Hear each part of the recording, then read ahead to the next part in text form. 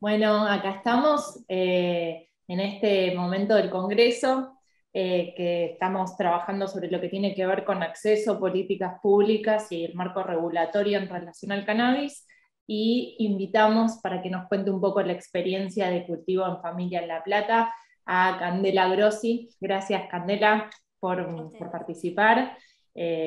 Bueno, te invitamos a que te presentes vos y que puedas presentar la organización. Bueno, mi nombre es Candela Grossi, presido la Asociación Civil Cultivo en Familia La Plata. Venimos trabajando desde el año 2017 y bueno, viendo el trecho recorrido, la verdad que los logros que uno va llevando en el haber es como mucho orgullo, nos genera mucho orgullo y es algo muy placentero, a pesar de la lucha que uno lleva encima, genera mucho placer y mucha alegría y es hermoso compartir todo esto con tantas personas. Cande, y actualmente los objetivos y las actividades de la organización son los mismos que al principio, han ido cambiando. ¿Con qué En un objetivos están primer actualmente? momento, cuando comenzamos a trabajar como asociación civil, nuestra idea era enseñar a cultivar y hacer su propio aceite a cada persona que se acercaba. Arrancamos en el año 2017 y bueno, tratábamos siempre de esta tarea sociocomunitaria de ir tapando agujeros donde había ausencias y con el transcurrir del tiempo, hoy viendo 4 años de recorrido, eh, con todo un proyecto de producción presentado del Ministerio de Producción de Nación, donde abre el juego y da el lugar prioritario a pequeñas pymes, cooperativas de industria nacional. Estamos viendo no solamente de generar lo que es, de seguir, continuar con la tarea de la asociación civil, sino que además armar la cooperativa. Ah, O sea, como dos líneas de trabajo paralelas, pero transversales porque van por el mismo lado, ¿no? El cannabis. claro. Y, y bueno, estamos con esa proyección hoy día, caminando a Muy formar la nuevito cooperativa. aparte, Sí, hermoso. Cultivo en Familia La Plata, cooperativa libre. cooperativo. Qué bueno. Cande, y volviendo un poco a los inicios, ay, te veo emocionada y me emociono. Sí. Eh, ¿Cómo fue qué acciones tuvieron que llevar a cabo, por un lado, por cuestiones de protección en relación a la prohibición, porque 4 años atrás no es el mismo contexto que el actual, y en relación al acceso, un poco recién decías, ¿no? Esto de enseñar, de acompañar, pero bueno, son como dos aspectos distintos, ¿no? Esto de protegerse socialmente y a la vez para acompañar en el acceso al cannabis a tantas personas y familias. Claro, hoy tenemos de herramienta el ReproCan, que la persona que no está asociada a ningún grupo, a ninguna asociación o ONG, está protegida por el ReproCan. Pero en aquel entonces no. Entonces siempre impulsábamos el hecho de que se acerquen a una asociación civil y que se empiecen a acompañar y a apoyar en esa asociación civil para no estar solos ni solas ante un hecho como puede ser un allanamiento, que es nos sentimos absolutamente vulnerados y en ese momento no había tanto conocimiento de cómo era un allanamiento, no Claro. teníamos en cuenta las tácticas o estrategias que utilizaba la policía por aquel entonces, como por ejemplo recibimos denuncias de pasos por los techos, nos dejaría pasar, y todo lo que eso implicaba. Ese accionar no lo teníamos en claro. Hoy está mucho más aceitado y es como que estamos más avispados entre compañeros. Claro. Entonces, nada, en ese momento siempre insistíamos, asóciense, júntense, reúnense, pónganse en contacto con cultivadores, cultivadoras, y bueno, desde ese momento en adelante siempre fue la contención, ¿no es cierto? Un grupo de WhatsApp, algo muy clásico, un grupo de WhatsApp donde estábamos todos conectados y siempre dejábamos algún teléfono de línea ante una emergencia, quien tenía teléfono de línea lo prestaba, lo cedía, para que si algo pasaba a las 3 de la mañana, esa persona pudiera llamar por teléfono Claro. a ese número y poder acercarnos rápidamente. Y bueno, a nosotros nos tocó algo muy difícil, que fue el allanamiento de Daniel Loza. Entonces, esa estrategia de agruparse hasta el momento nos sirvió, porque cuando fue el allanamiento de Daniel, recibimos un WhatsApp de parte del Russo Platz, 8:30 de la mañana, allanaron a Daniel, lo están llevando detenido a fiscalía. Y a las 9:30 de la mañana, con los titulares amarillistas que estaban dando vuelta en toda la prensa, nos reunimos, no menos de 50 personas exigiendo la libertad de Daniel Loza, y a las 12 del mediodía, por la fuerza que hicimos en redes sociales, más las personas que ya venían siguiendo a Daniel en su canal de YouTube, logramos bajar ese título amarillista del diario El Día diciendo primer laboratorio narco de aceite de cannabis, que ahí también hubo una complicidad de la policía, porque a las 4 de la mañana tirar esa primicia, como hacemos, y logramos con fuerza, con la unión, agrupados, agrupadas, lograr bajar ese titular, y con 4 días de constancia, lucha, constante, estar, logramos que Daniel saliera excarcelado, Claro. con un proceso, pero excarcelado. Entonces, es importante, hoy Claro. día sigue siendo importante el acompañamiento de quienes estamos cultivando, porque todavía tenemos 35 detenidos y detenidas en la provincia de Buenos Aires por tenencia de plantas, con causas armadas, que sabemos que la realidad de fondo no es la que nos pinta. Entonces, es como que hoy día, 2021, la idea es poder realmente generar una mesa de trabajo donde las asociaciones tengan participación real para generar educación. Primero en lo que es la seguridad, después en salud y el Poder Judicial. Creo que acá el eje central es reeducar a la seguridad y al Poder Judicial. Cande, ¿qué sentís que fue lo que hizo crecer el movimiento canábico, por un lado? Y por otro lado, también los procesos de trabajo, que si bien no están dadas estas mesas de trabajo formales, sí hay contacto con instituciones, ¿no? ¿Cómo fue eso de generar redes locales, tanto a nivel comunitario como a nivel institucional? No fue fácil. La verdad que no fue un camino fácil, porque el endoprohibicionismo dentro del movimiento es un tema muy delicado y complejo.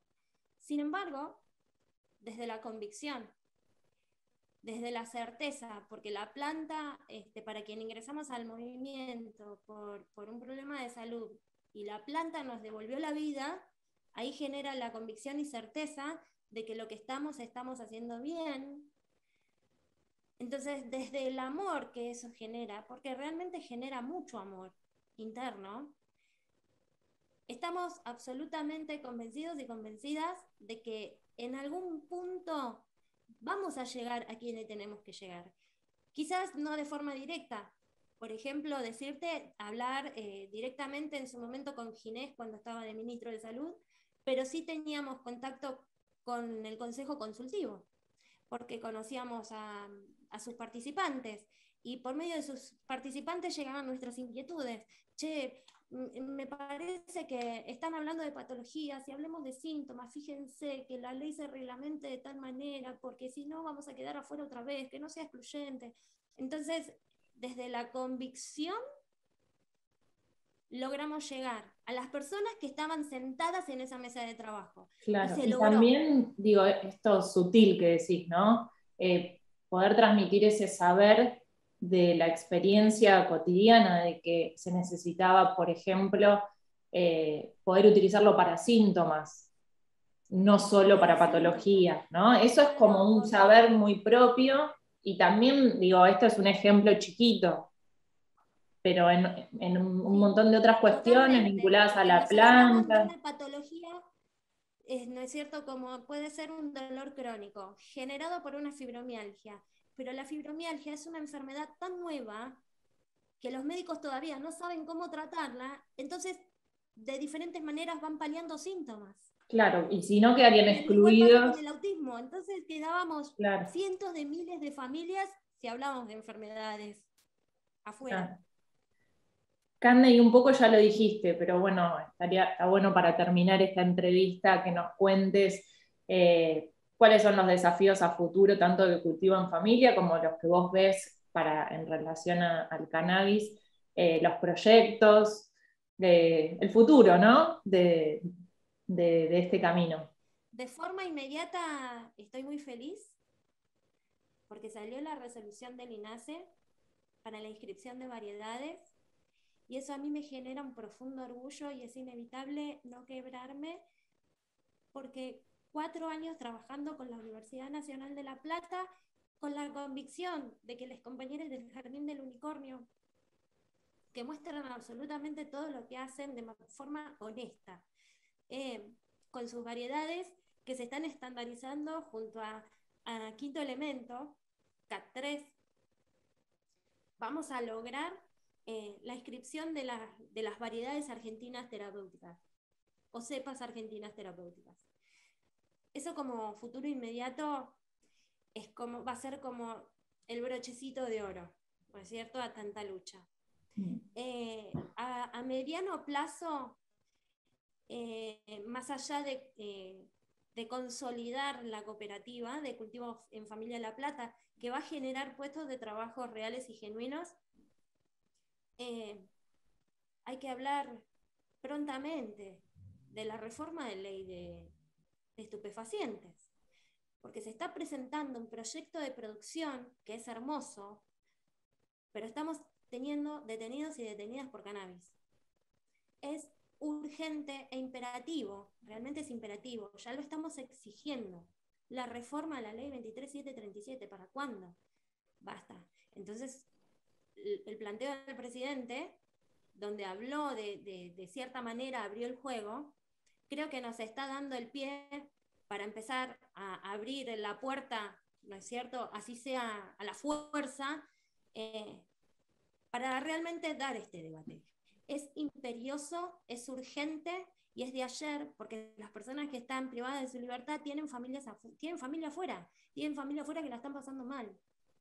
Y la pasan muy mal adentro porque las cárceles están en pésimas condiciones. Agradezco enormemente el trabajo del Patronato del Liberado de Provincia de Buenos Aires, que está haciendo un camino increíble de derechos para quienes están detenidas y detenidos de forma injusta.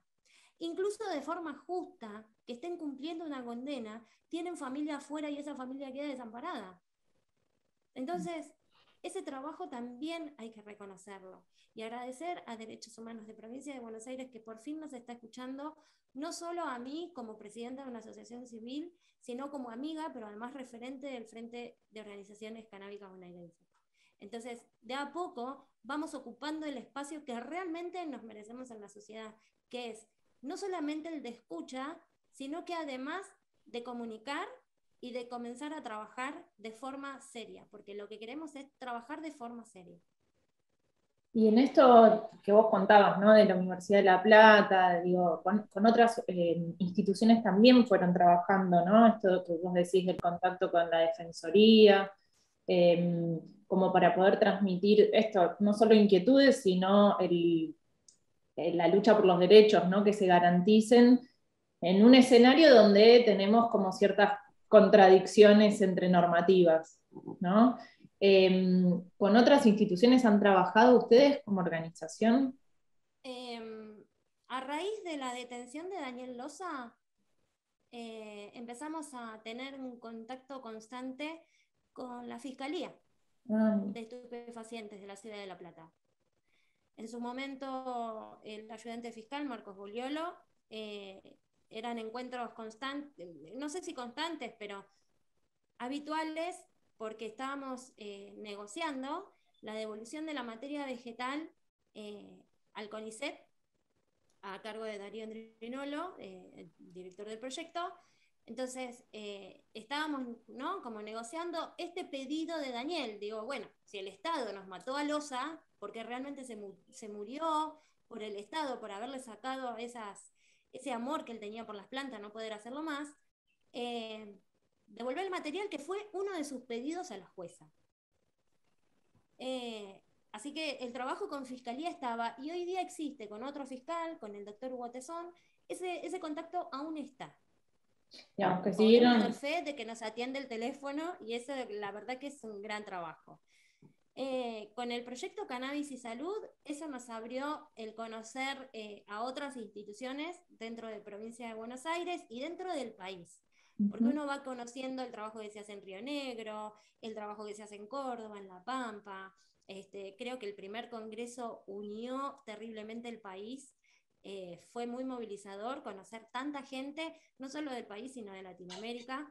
Y hoy Cultivo en Familia, por ejemplo, trabaja en red con Mamá Cultiva Chile, a lo largo de toda Latinoamérica. Nos vamos generando, compartiendo información y nada, necesidades que quizás escriban a Mamá Cultiva Chile y nos devuelven aquí el mensaje. Trabajamos con, Mamá Cultiva Línea Fundadora, todo el frente de agrupaciones canábicas bonaerenses, somos alrededor de 40 a 50 asociaciones de toda la provincia de Buenos Aires, y creo que eso no es un dato menor. No, digo, se cumple un poco esto del origen, ¿no? De la historia pasada de no se queden solos, júntense, agrúpense, trabajen colectivamente. El tejido. El tejido. El tejido. El tejido de redes es maravilloso y realmente se logran cosas increíbles, porque el otro día, un ejemplo muy cortito, di un vivo de Instagram con un inmunólogo que me ayudaba a mí con Carolina, un inmunólogo de Venezuela, que ahora está viviendo en Madrid. Ese vivo lo vio una mamá que vive en Italia, que tiene un hijo con autismo, etcétera, etcétera, etcétera. Yo puse en Facebook, en uno de mis grupitos, alguien de Italia que elabore aceite de cannabis, y a los 10 minutos me llegó un número de teléfono, escribíle de mi parte, no te hagas problema, y me comuniqué con el Tano súper piola con la ola de calor que están teniendo los Tanos, y esa mamá recibió el aceite. Claro. Entonces vos decís, wow, sí. Desde y a la que vez La Plata, por intermedio de, llegó un aceite a un niño que lo estaba necesitando. Digo, y a la vez, y para finalizar, porque ya no tenemos ni un segundo más, no es extraño porque así fue desde los comienzos el movimiento canábico. Fue, anda, tal te va a recibir, te va a conseguir el aceite, no, este no, mejor el otro aceite, y ese saber que se fue como incrementando. El saber popular. Sí, totalmente. El saber popular. Que también tuvo... cultural, porque esto es total. histórico. Sí, tiene 12.000 años de historia conocida. Sí. Entonces, es como muy enorme, y nuestra devoción a la planta es tal, nuestra gratitud a la planta es tal, que a veces no tenemos palabras para decirle a la planta, te amamos, gracias, porque yo en mi caso hoy tendría una hija polidemedicada que anda a saber qué sería de su futuro, y hoy tengo una nena que está en la escuela, está en 2º grado. Y que la tenés que ir a buscar en un ratito. Claro. Bueno, Cande, te queremos agradecer un montón por la claridad, por contar la historia, ¿no? Y por seguir construyendo la historia. Así que muchas gracias y nos vamos a seguir viendo en distintos espacios. Totalmente. Gracias, Cande. Gracias. Un beso enorme.